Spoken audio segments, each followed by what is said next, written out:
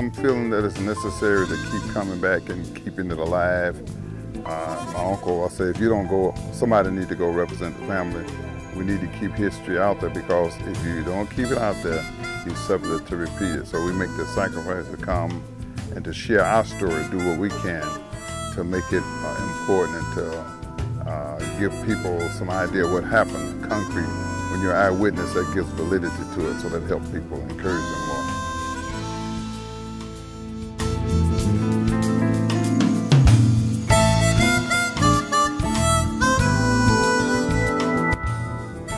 He loved jokes. He paid you to tell him jokes. He would pay people to tell him jokes. He loved jokes. Never had a dull day in his life.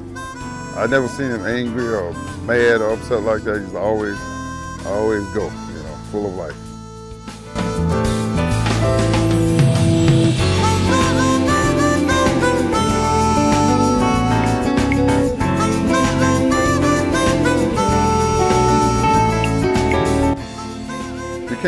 You can't afford to have hatred and bitterness, because it destroys you. It stops you from being effective.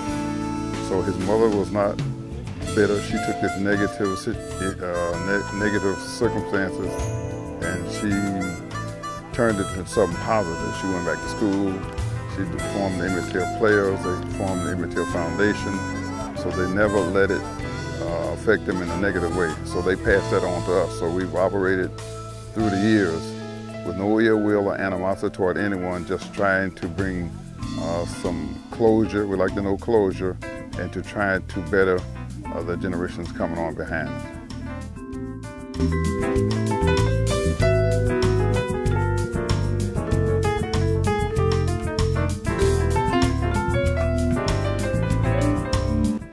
Well, I know they'll leave a different person. Once you learn things, it changes you. This incident with Emmett changed my whole life. It changed his mother's life. So we know that we impact people. When they leave here, they would be different. These young, I'm glad to see the young people here as well as the older people. So it gives them more information, gives them more tools to work with.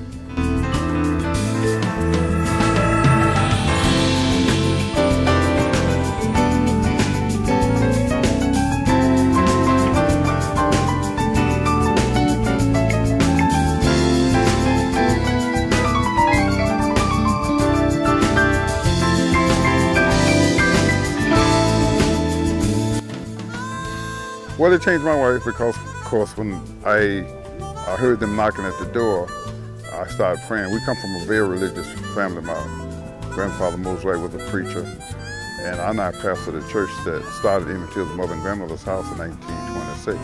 So we were taught to pray. I said, God, if you just let me live, let me get out of this, I'm going to do right. It seemed like my whole bad life appeared before me in a moment's time.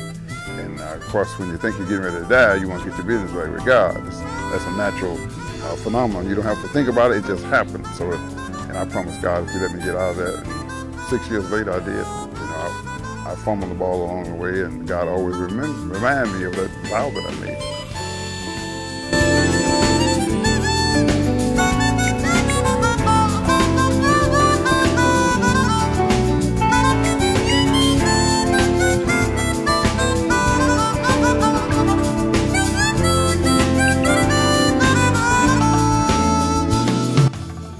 Nothing happened then, nothing happened the next day, and we actually plumb forgot about it until I heard him talking that Sunday morning outside the door.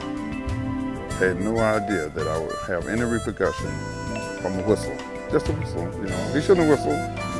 You know, he did it in jest, no harm done, didn't touch her. But I never thought that you'd be killed for whistling. I knew things were bad.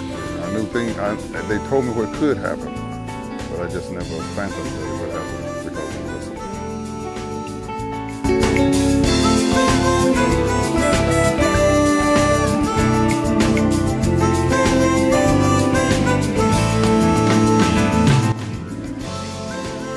I hope through these events that it will help people see the light. I know people behave different now because of laws, but you can't legislate the heart. My thing is that we need to get people to God, and we need to keep God in our life.